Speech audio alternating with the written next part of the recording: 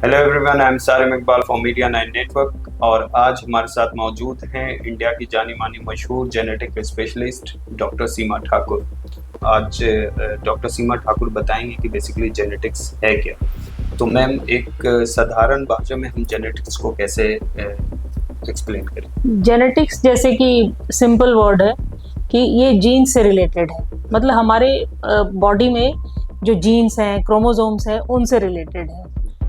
So gradually इसकी importance इसलिए बढ़ गई है क्योंकि अब हमारे पास टेक्निक अवेलेबल है to check the genetic disorders, चाहे वो क्रोमोसोमल एब्नॉर्मैलिटीज हो like Down syndrome, trisomy 18, DiGeorge syndrome, या कोई single gene disorder like thalassaemia, haemophilia. तो अब टेक्निक ज़्यादा होने की वजह से देखा जा रहा है कि इंडिया में भी ऐसा नहीं है कि ये अनकॉमन डिसऑर्डर्स हैं।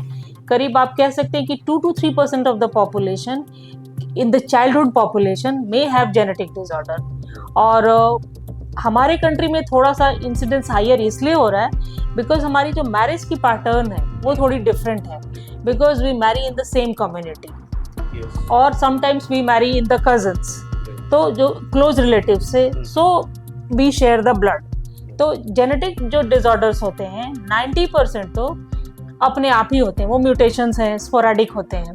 और ये बहुत सरप्राइजिंग बात है बिकॉज आमतौर पे पब्लिक नहीं समझ पाते हैं। उनको लगता है कि जो जेनेटिक है वो पीढ़ी दर पीढ़ी रन कर रहा है फैमिली में। नहीं, 90% will not run in the family. The biggest catch is here only 5 to 10% only are inherited in the family. तो हम लोग जनरली जो हमारा फोकस है कि मतलब इन जेनेटिक डिसऑर्डर की प्रिवेंशन की जाए, और majority contribution in the prenatal life है जेनेटिक्स का। मतलब प्रीनेटल लाइफ में जैसे फीटल एब्नॉर्मैलिटीज़ है, कंजेनाइटल मैलफॉर्मेशंस लाइक हार्ट की प्रॉब्लम है या ब्रेन की प्रॉब्लम है, तो इन सब में जेनेटिक डिसऑर्डर्स होने की संभावना रहती है।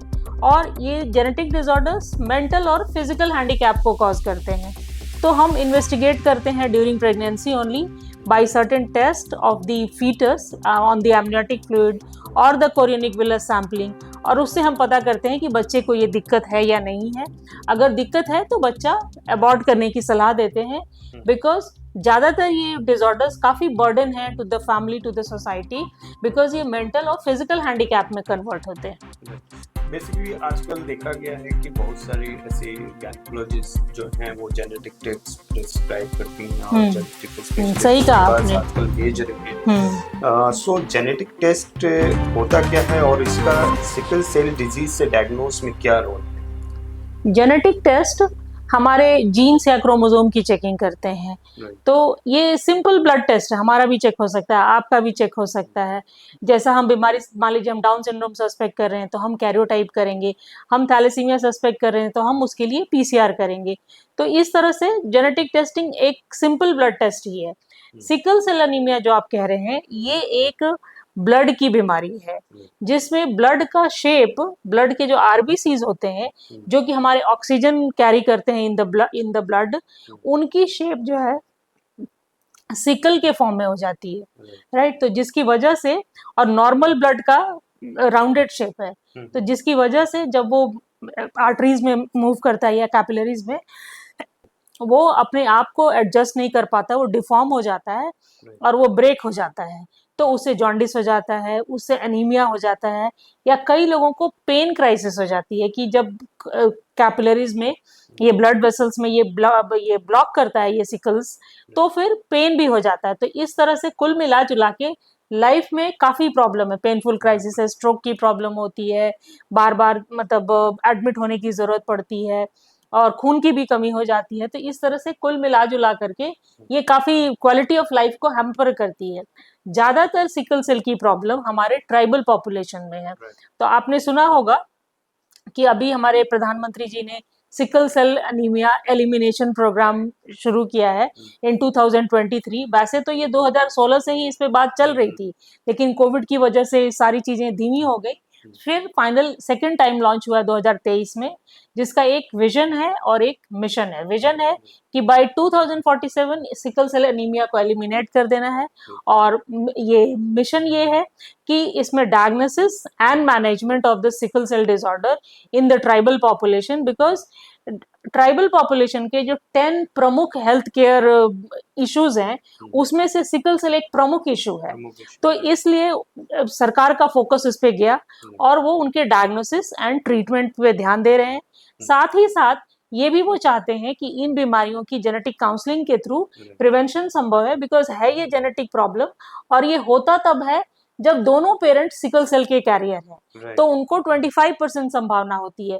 तो कैरियर टेस्टिंग के थ्रू आइडेंटिफाई किया जाता है कि कौन लोग कैरियर हैं जिनको कि ये बच्चे होने की संभावना है, तो उनको फिर प्रेगनेंसी में सलाह दी जाती है कि आप कोरियोनिक विलस सैंपलिंग या एमनियोसेंटेसिस से बच्चे का चेक करा लें ताकि पता चल सके, और अबॉर्शन के लिए बोलते हैं। राइट। अब जैसे कि आपने बोला जेनेटिक टेस्ट में बच्चों का टेस्ट करा लेना चाहिए, तो अगर किसी कपल के फैमिली हिस्ट्री में सिकल सेल है तो क्या उन्हें मैरिज से पहले या जेनेटिक स्क्रीनिंग करवाना जरूरी है? जिनकी फैमिली में हिस्ट्री है थैलेसीमिया की या सिकल सेल एनीमिया की, तो हम लोग पहले एक सिंपल ब्लड टेस्ट करते हैं HPLC, that is high performance liquid chromatography for abnormal haemoglobin, और उसी से हम पता करते हैं, डिटेक्ट करते हैं कि इस आदमी को या तो बीटा थैलेसीमिया कैरियर है या सिकल सेल एनीमिया या और भी बहुत तरह की हीमोग्लोबिनोपैथीज होती है उनके कैरियर हैं।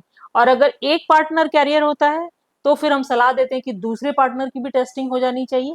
अगर दूसरा पार्टनर ठीक है तो बच्चे को जाने की संभावना नहीं रहती है, बट अगर दूसरे पार्टनर में भी सेम चीज का कैरियर आ जाता है, जैसे मान लीजिए सिकल सेल, बीटा थैलेसीमिया, इन सब चीजों की कैरियर आती है, तो फिर बच्चे में 25% की रिस्क है और कोरियोनिक विलस सैंपलिंग के थ्रू वो प्रिवेंशन किया जा सकता है।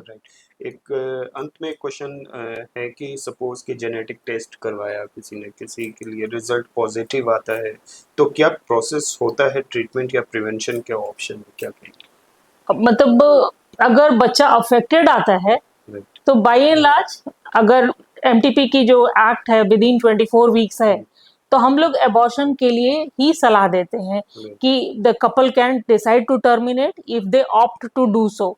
तो अगर कपल चाहता है कि वो ऐसा बच्चा प्रॉब्लम वाला नहीं झेलना चाहते तो वो टर्मिनेशन करते हैं, और इंडिया में 99-100% parents they would choose to terminate the pregnancy if the child is affected with sickle cell और thalassemia major, because life काफी कम्बरसम हो जाती है। सो अभी सिकल सेल और अदर हेल्थ इश्यूज पे गवर्नमेंट एजेंसीज, हेल्थ एजेंसीज काफी वर्क कर रहे हैं। तो कोई ऐसा कैंपेन जो आप जानती हैं जो सिकल सेल और जेनेटिक्स के लिए वर्क कर रही है, तो कुछ भी? मतलब सिकल सेल के लिए ज्यादातर हम लोग मतलब जितने हमारे पास कपल आते हैं उन सब का हम लोग टेस्ट करते हैं। तो जितने भी एंटीनेटल क्लिनिक्स हैं, जो लोग भी प्रेगनेंसी के लिए काम कर रहे हैं, मोर और less everybody is working towards prevention of sickle cell and thalassaemia major, because दोनों का टेस्ट सेम ही है, सिंपल ब्लड टेस्ट HPLC। तो अगर हम थैलेसीमिया के लिए कर रहे हैं तो साथ साथ बाय डिफॉल्ट वो सिकल सेल को भी चेक कर देगा। तो इस तरह से ये हर मतलब ऑब्स्टेट्रिशियन को सलाह दी जाती है कि वो चेक करे, और लोग कर रहे हैं मतलब काफी तौर पे। मतलब even society of Indian academy of medical genetics या फॉक्सी की सोसाइटी ने अभी इंडोर्स किया है कि 2 कैरियर टेस्टिंग इंडिया में होनी चाहिए कंपलसरी। एक तो थैलेसीमिया की है और दूसरी स्पाइनल मस्कुलर एट्रोफी की है। उसमें खून की कमी नहीं होती है, उसमें फिजिकल हैंडीकैप या सर्वाइवल की प्रॉब्लम होती है, वो भी इंडिया में एक कॉमन प्रॉब्लम है। तो ये 2 carrier testing for anyone who is planning the pregnancy, ये सलाह दी जाती है। और जेनेटिक डिसऑर्डर्स किसी को भी हो सकता है, फैमिली में हिस्ट्री हो या नहीं हो, ये बात पब्लिक तक पहुंचनी चाहिए, बिकॉज कई बार हम लोग सही राय देते हुए भी पेशेंट बात नहीं समझ पाते, बिकॉज उनको लगता है कि ये इनहेरिटेड है और ये बेकार की टेस्ट है, सो वो इग्नोर कर देते हैं और उससे काफी नुकसान हो जाता है। बाद में बच्चा अफेक्टेड आता है तब उनको समझ में आता है कि अच्छा ये तो हमारे साथ भी हुआ है, तो देन तब तक बहुत देर हो जाती है, हम कुछ कर भी नहीं सकते तब। और ऐसा भी नहीं है कि सपोज कि कुछ ऐसे जेनेटिक टेस्टर में कुछ ऐसे डिजीज बच्चों में आते हैं जिसको प्रिवेंट किया भी जा सकता है। हाँ, मतलब उनकी ट्रीटमेंट नहीं है। जेनेटिक डिसऑर्डर्स की ट्रीटमेंट बहुत हैंडफुल की है, और ट्रीटमेंट जैसे जो स्पाइनल मस्कुलर एट्रोफी का मैंने आपको बताया 18 करोड़ की उसकी ट्रीटमेंट है। So no one can afford. और उसका जो जेनेटिक टेस्टिंग, कैरियर टेस्टिंग जो है वो पर पर्सन 5-6 हजार का है। तो मान लीजिए 12-13 हजार का हुआ as a family, as a couple. और ट्रीटमेंट जो है वो 18 करोड़ का है। सो मतलब बियॉन्ड मतलब एनीबडीज कैपेसिटी। बिल्कुल। Thank you ma'am, thank you so much. आपने बहुत ही महत्वपूर्ण बातें बताई हैं अपना थैंक कीमती यू। वक्त निकाल के, और इसलिए मैं आपसे ज़्यादा जानना चाहता हूँ क्योंकि ज़्यादा नई चीज़ें जानने को मिलती हैं एज ए जेनेटिक नहीं, specialist. Thank you, thank you thank so you, much. Thank you.